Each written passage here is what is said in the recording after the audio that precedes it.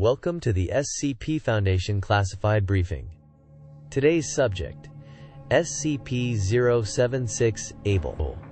Before we proceed, please like this video and subscribe to the channel for more critical Foundation intelligence. SCP-076 was initially designated following the discovery of an anomalous, perfectly cubic obsidian structure in 18, classified within a remote archaeological dig site in Mesopotamia. This artifact, measuring precisely 3 meters per side, exhibited no immediate discernible entry points or seams. Its surface possessed a peculiar property, absorbing all ambient light, rendering it visibly blacker than any known material. Initial attempts at analysis revealed extreme durability. Conventional tools proved entirely ineffective against its composition. Due to its inert nature upon discovery, it was provisionally classified as Euclid. However, seismic activity near the excavation site precipitated a significant shift in its properties. The cube began to vibrate internally, emitting low-frequency sonic pulses that caused acute discomfort and disorienting nausea in nearby personnel. Further observation confirmed the presence of a contained, highly active entity within the structure, demanding immediate reclassification. You are to treat this containment object with the utmost caution. Following the confirmed internal activity and subsequent reclassification, an immediate and unprecedented containment strategy was initiated for SCP-076. The impossibility of directly accessing the cube, coupled with the escalating manifestations of internal energy, necessitated a radical approach. This led directly to the establishment of the most secure wing within SCP-19, purpose-built around the anomaly.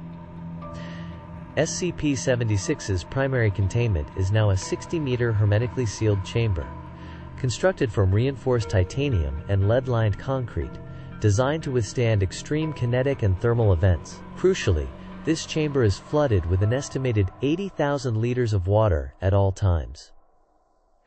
This aqueous environment serves as both a dampener for any potential energy discharges and a significant impediment should the contained entity manage to manifest externally. Multiple automated weapon systems are permanently pre-aimed at the cube's exact coordinates. You are to understand that this elaborate infrastructure is not a luxury, but an absolute necessity. The entity within SCP-076 represents a profound and relentless threat, capable of breaching lesser containment measures with alarming efficiency. Strict adherence to water level monitoring and weapon system readiness is non-negotiable. Following its reclassification and the establishment of SCP-19's specialized wing, the first major containment breach event, colloquially known as the First Awakening, occurred on Classified/Classified/19 Classified. Dr. Classified, then lead researcher for SCP-076, observed a significant increase in internal sonic emissions, culminating in a catastrophic failure of a localized section of the obsidian cube. From this fissure, a humanoid entity, now designated SCP-076-2, emerged. This entity, appearing approximately 1.96 meters tall with dark hair and numerous archaic tattoos, was immediately hostile.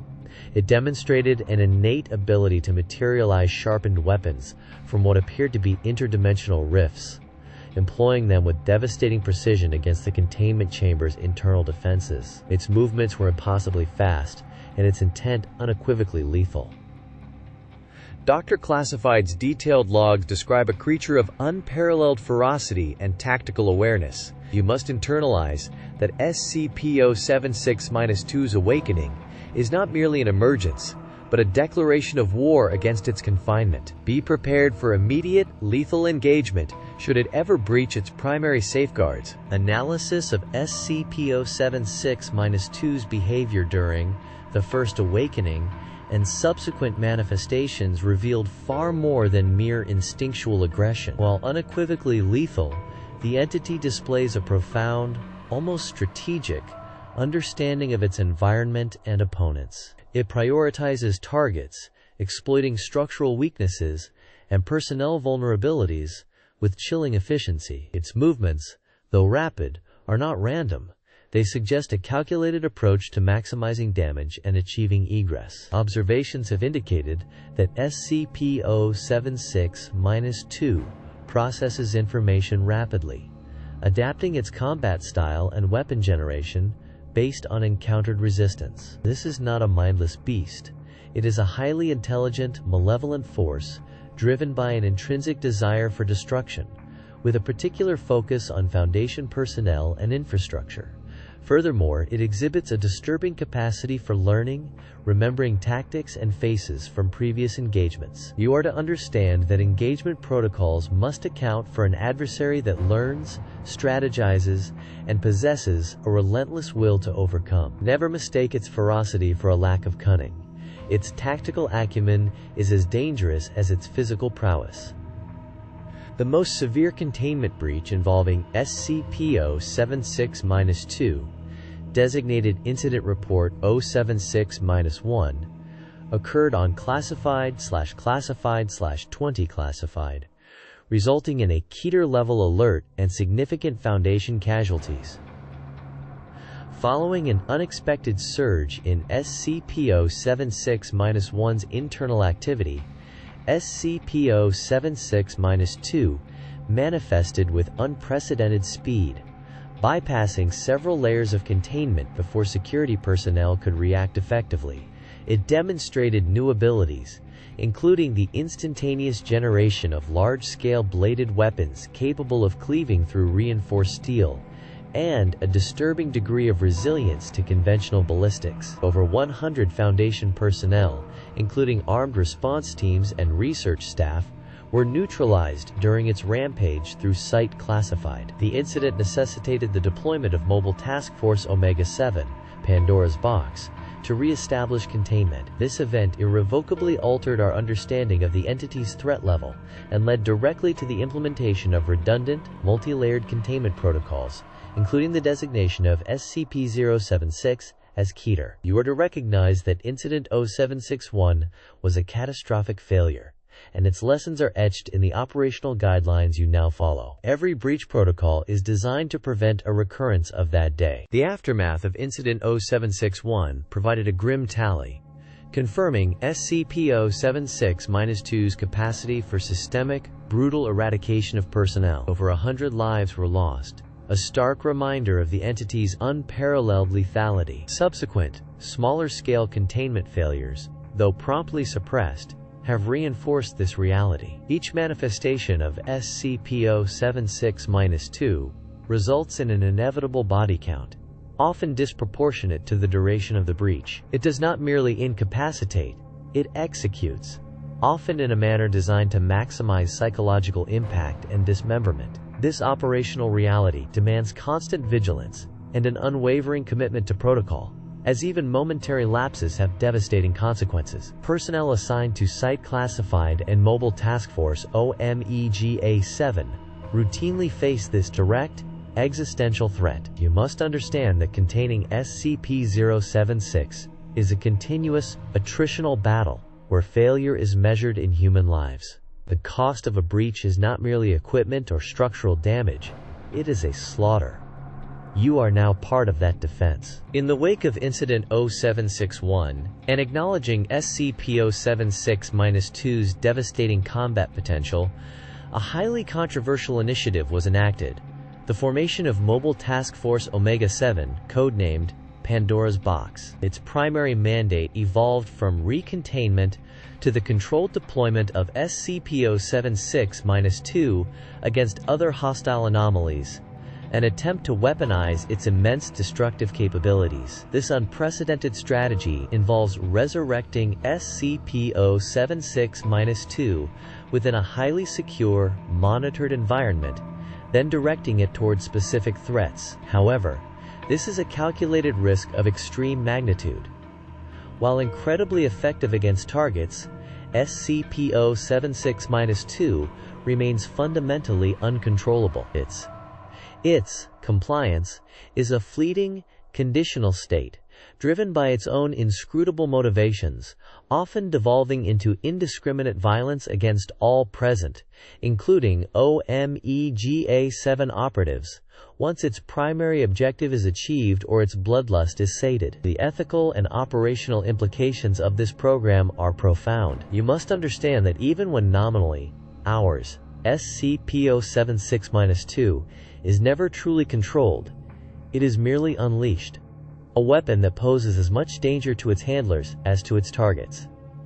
The operational history of Mobile Task Force Omega-7, particularly its interaction with SCP-076-2, serves as a sobering testament to the immense risks inherent in weaponizing an entity of its nature. While deployed, SCP-076-2 consistently demonstrates its capacity for extreme violence, often exceeding mission parameters and targeting Foundation personnel once its initial objective is neutralized. Records show numerous instances where OMEGA-7 operatives, having successfully directed SCP-076-2 against a primary anomaly, subsequently faced its unbridled aggression, resulting in significant casualties within the task force itself. This Pandora's box experiment, while yielding strategic victories, underscores a fundamental truth.